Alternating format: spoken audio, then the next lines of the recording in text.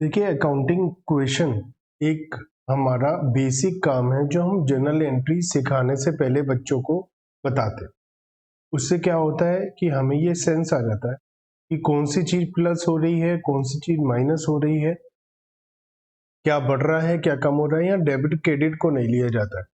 उससे एक सेंस आ जाती है। जब आपको ये बात पता चलने लग जाती है किस चीज में प्लस हो रहा है, किस चीज में माइनस हो रहा है, बाद में फिर हम उससे आगे जाकर आगे आने वाले चैप्टर में जर्नल एंट्रीज में कोरिलेट करते हैं कि इंक्रीज को डेबिट या क्रेडिट से, तो हम सही से जर्नल एंट्री बनाना शुरू कर देते हैं।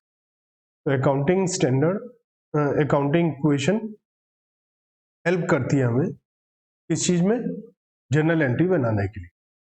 तो बेसिक हमारी अकाउंटिंग इक्वेशन होती है assets equal to liabilities plus capital,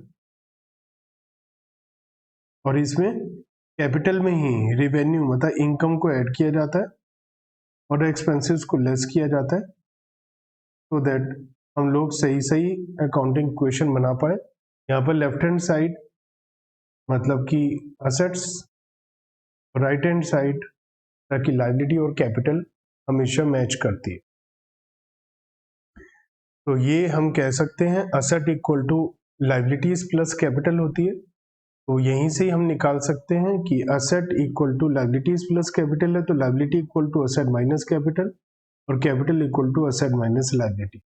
यह एक ही बात है। और जब हम बैलेंस शीट बनाते हैं तो वो भी इसी तरीके से बनती है, जो हमारी एक साइड असेट्स लिखी जाती हैं और एक साइड लायबिलिटीज लिखी जाती है और कैपिटल लिखी। तो बैलेंस शीट का टोटल हमारा मैच हो जाता है। ऐसा ही हमारा अकाउंटिंग इक्वेशन में चलता है। अगर हम देखें कुछ ट्रांजैक्शंस, जैसे बिजनेस स्टार्ट हुआ और बिजनेस स्टार्ट हुआ, अब बिजनेस स्टार्ट होने पर क्या होता है, हम लोगों को एक हमारा एडिशन होता है कैश में, क्योंकि हमारे पास कैश आता है और कैपिटल इंक्रीज होती है। तो इस तरीके से हम इसको टू फोल्ड ट्रांजैक्शंस को लेकर के चलते हैं। तो ट्रांजैक्शन जैसे हम देखें, दीपक ने बिजनेस सपोज स्टार्ट किया है 50,000 की कैपिटल से। तो हमें पता है कि कैपिटल 50,000 से जो स्टार्ट हुआ है बिजनेस, तो बिजनेस में पैसा आया है तो कैश प्लस हो जाएगा असेट्स में और कैपिटल में ऐड हो जाएगा जो उसने पैसा लगाया है। फिर परचेज किया उसने फर्नीचर कैश के लिए, तो फर्नीचर कैश के दे करके परचेज करेंगे तो फर्नीचर नाम की एसेट इंक्रीज हो जाएगी और कैश नाम की एसेट डिक्रीज हो जाएगी। तो हम लोग कैश डिक्रीज कर देंगे, फर्नीचर इंक्रीज कर देंगे, लेकिन लायबिलिटीज और कैपिटल पर इसका कोई इफेक्ट नहीं आएगा। फिर दीपक ने गुड्स परचेज किया सपोज 2000 का, तो गुड्स भी हमारी एसेट में आता है, कैश भी एसेट में आता है, तो कैश माइनस हो जाएगा, गुड्स इंक्रीज हो जाएगा। तो हमें एक सेंस आना शुरू होता है कि कौन सी चीज हमारे पास प्लस हो रही है और कौन सी चीज हमारे पास माइनस हो रही है। ये हमारे पास एक सेंस आना शुरू हो। दीपक ने परचेज किया है गुड्स क्रेडिट पर, तो गुड्स आ जाता है तो असेट प्लस हो जाती है, और क्रेडिट पर है तो हमारी लायबिलिटीज इंक्रीज हो जाती है। हम देख पाते हैं कि पुरानी इक्वेशन में गुड्स प्लस हो गया और लायबिलिटीज भी प्लस हो गई, जो हमारी लायबिलिटीज इंक्रीज हो गई उधार सामान खरीदने की वजह से। इस बात का ध्यान रखना है कि जो पुरानी इक्वेशन है उसी पुरानी इक्वेशन में हम प्लस या माइनस करते रहते हैं, लेकिन हमेशा हमारा लेफ्ट हैंड साइड मतलब असेट और राइट हैंड साइड मतलब कैपिटल एंड लायबिलिटी हमेशा मैच होती है।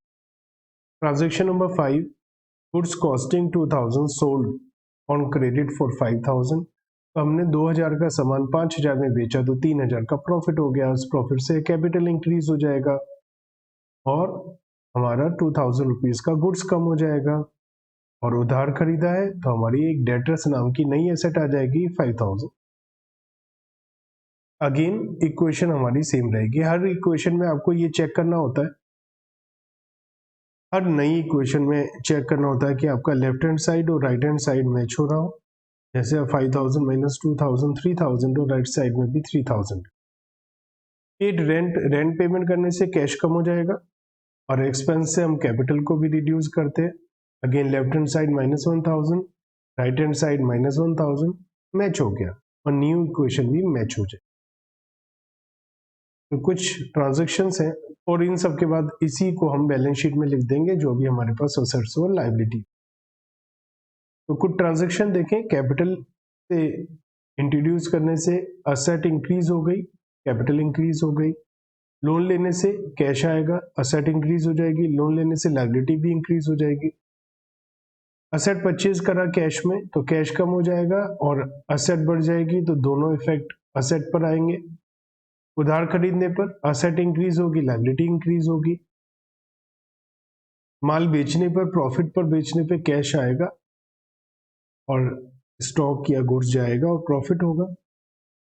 माल उधार बेचने पर डेटर नाम की नई एसेट आ जाएगी, गुड्स नाम का एसेट कम हो जाएगा और प्रॉफिट से कैपिटल इंक्रीज हो जाएगी। अगर कस्टमर ने माल वापस कर दिया तो डेटर नाम की एसेट कम हो जाएगी, स्टॉक नाम की एसेट बढ़ जाएगी और प्रॉफिट कम होने की वजह से जो प्रॉफिट पोर्शन था वो कम हो जाएगा, तो हमारी कैपिटल रिड्यूस हो जाएगी। अगर हम अपने सप्लायर को जिससे हमने माल खरीदा था उधार, उसे माल वापस करेंगे तो एक तो स्टॉक नाम की, गुड्स नाम की एसेट कम हो जाएगी और लायबिलिटी कम हो जाएगी क्रेडिटर्स के नाम की। अगर हमें कुछ पेमेंट मिला है डेटर से जिस पे हमने डिस्काउंट दिया है तो डिस्काउंट देने से हमारी कैपिटल रिड्यूस होगी और कैश आएगा तो कैश प्लस होगा और डेटर कम होंगे तो डेटर माइनस। पेमेंट हमने करी है सप्लायर को और डिस्काउंट मिला है तो हमारा प्रॉफिट हो गया। डिस्काउंट मिलने की वजह से हमारी कैपिटल इंक्रीज, पेमेंट करने से लायबिलिटी रिड्यूस हो जाएगी और पेमेंट करने से कैश भी रिड्यूस। सैलरी की पेमेंट करने से कैश कम होगा, असेट कम हो जाएगी और एक्सपेंस कैपिटल में से माइनस हो जाता है। Expense due but not paid, expense तो है ही, कैपिटल तो रिड्यूस हो गई, पेमेंट नहीं हुई तो लायबिलिटी है, फ्यूचर में पेमेंट करेंगे। इनकम मिली, कैश आ जाएगा और हमारी कैपिटल इंक्रीज हो जाएगी क्योंकि इनकम से हम कैपिटल को इंक्रीज करते हैं। इनकम हुई लेकिन मिली नहीं तो असेट है एक्रूड इनकम के नाम से और हमारे को इनकम में ड्यू बट नॉट रिसीव्ड, तो इनकम होगी इंक्रीज और इंक्रीज इन कैपिटल, कैपिटल भी इंक्रीज होगी क्योंकि हमारी income received in advance, advance में हमारी इनकम मिल गई तो यहाँ का नीचे आ गया था गलती, तो ये तो कैश आया और एडवांस में इनकम आ गई हमारे पास। तो एडवांस की इनकम फ्यूचर में हम लोगों को उनके लिए काम करना पड़ेगा तो हमारी लायबिलिटी। डेप्रिसिएशन से हमारी एसेट की वैल्यू कम होती है और प्रॉफिट कम होता है तो कैपिटल भी कम हो जाती है। कैश विड्रॉ करने से या गुड्स विड्रॉ करने से कैश या गुड्स कम होते हैं और कैपिटल रिड्यूस हो जाती है ड्रॉइंग्स की वजह से। Goods destroyed by fire, asset कम हो जाती है गुड्स नाम की और लॉस होने की वजह से कैपिटल रिड्यूस हो जाती है। बैड डेट से डेटर कम हो जाते हैं, लॉस होने की वजह से कैपिटल कम हो जाती है। रीपेमेंट ऑफ लोन से कैश कम होता है, लायबिलिटी में लोन भी कम हो जाता है।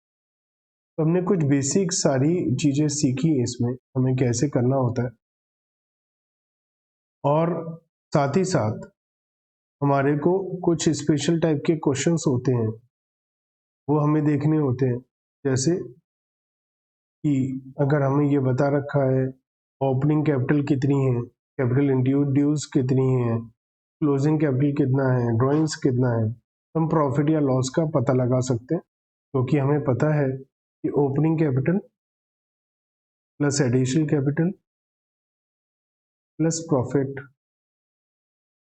Minus drawings equal to closing capital आ जाता है। तो हम यहाँ पर जो प्रॉफिट के अलावा सारी इंफॉर्मेशन है उन सारी इंफॉर्मेशन को पुट कर देंगे, हमारे पास क्लोजिंग कैपिटल आ जाएगी। एक होता है जैसे कि हमें यहाँ बता रखा है क्वेश्चन नंबर 15 में कि 31 मार्च 2018 को तथा ईयर एंड में हमारे पास असेट कितने की हैं और लायबिलिटी कितने की है। असेट है 1 लाख की और लायबिलिटीज है 3000 की। तो यहाँ से ये तो पता चल गया कि 97,000 की कैपिटल है लेकिन ये क्लोजिंग कैपिटल है क्योंकि ईयर एंड की बात हो रही है। फिर बता रखा है साल के दौरान उन्होंने क्या क्या एडिशनल कैपिटल लगाई, विड्रॉ किया या प्रॉफिट हुआ। तो अभी अभी हमने जो फॉर्मूला लिखा ये देखा, इसी में मैं पुट कर देता हूँ वैल्यू। ओपनिंग कैपिटल हमसे पूछा है, क्वेश्चन में बोला एडिशनल कैपिटल 10,000 लगाया, विड्रॉ कर रहा है 6,000, प्रॉफिट हुआ 10,000 और क्लोजिंग कैपिटल हमें पता है 97,000 है। तो यहाँ से हम ओपनिंग कैपिटल निकाल सकते हैं 97,000 minus 10,000 plus 6,000 minus 10,000, it means opening capital इनकी 83,000 रही होगी, तभी अब क्लोजिंग कैपिटल 97,000 आ रही है।